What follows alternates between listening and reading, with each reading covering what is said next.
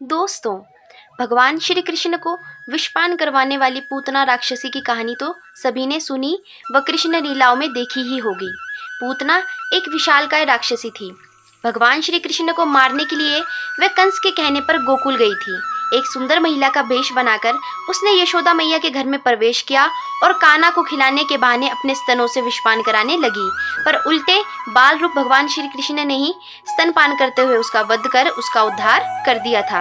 नमस्ते फ्रेंड्स, मैं भारती शर्मा और स्वागत है आपका मेरे channel total talent with knowledge में। बात तब की है जब कंस अपनी बहन देवकी जी को विदा करने जा रहा था।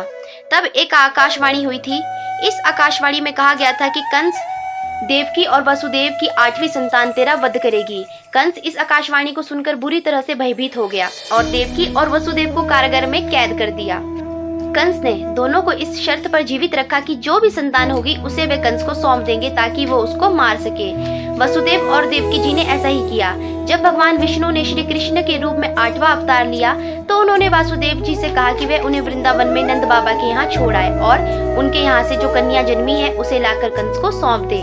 वसुदेव जी ने ऐसा ही किया। कंस ने जब इस कन्या को मारने के लिए हाथों को उठाया तो कन्या गायब हो गई। तभी पुनः आकाशवाणी हुई कि जिसे वे मारना चाहते हैं वह तो गोकुल पहुंच चुका है।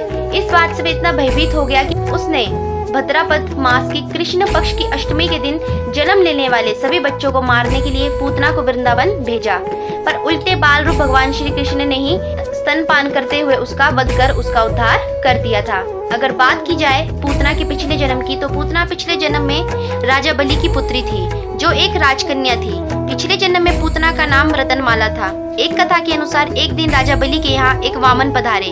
भगवान वामन की सुंदर और मनमोहक छवि को देखकर रतनमाला के मन में ममत्व जाग उठा। भगवान वामन को देखकर वे मन ही मन सोचने लगी कि मेरा भी ऐसा ही पुत्र हो ताकि वे उसे हृदय से लगाकर दुग्धपान कराती, बहुत दुलार करती। भगवान ने उसकी मन की इच्छा को जान लिया और तथास्तु कहा। लेकिन इसके बाद भगवान ने राजा बलि का अहंकार दूर करने के लिए 3 पग भूमि नाप दी। राजा समझ गए और अपनी गलती का उन्हें एहसास हो गया। राजा ने वामन देव से क्षमा मांगी, लेकिन इस घटना को रतनमाला दूर से देख रही थी। रतनमाला को प्रतीत हुआ कि उसके पिता का घोर अपमान हुआ है। इससे वह बुरी तरह से क्रोधित हो उठी। उसने मन ही मन भगवान को बुरा कहना आरंभ कर दिया। उसने कहा कि अगर मेरा ऐसा पुत्र होता तो मैं इसे विष दे देती। भगवान ने उसके इस भाव को भी जानकर तथास्तु कह दिया। अगले जन्म में भगवान द्वारा तथास्तु कहने के कारण पूतना राक्षसी के रूप में उसने जन्म लिया। पूतना कंस की सबसे विश्वास पात्र दासी थी। कंस ने अष्टमी की तिथि के दिन जन्म लेने वाले सभी बच्चों को मारने का आदेश दिया। आदेश मिलने के बाद पूतना गोकुल पहुंच गई। पूतना वेश बदलने में माहिर थी। उसने सुंदर स्त्री का वेश धारण किया और भगवान श्री कृष्ण को दुग्धपान कराने लगी।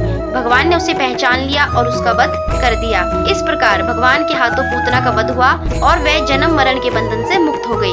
वहीं पूतना की दुग्ध और विष पिलाने की इच्छा भी पूर्ण हो गई। तो दोस्तों, ये थी पूतना के पिछले जन्म की कथा। आशा करती हूँ कि आपको ये वीडियो पसंद आई होगी और अगर आपको ये वीडियो पसंद आई होगी तो वीडियो को लाइक करके चैनल को सब्सक्राइब करके बेल आइकन को प्रेस कर दीजिएगा। धन्यवाद।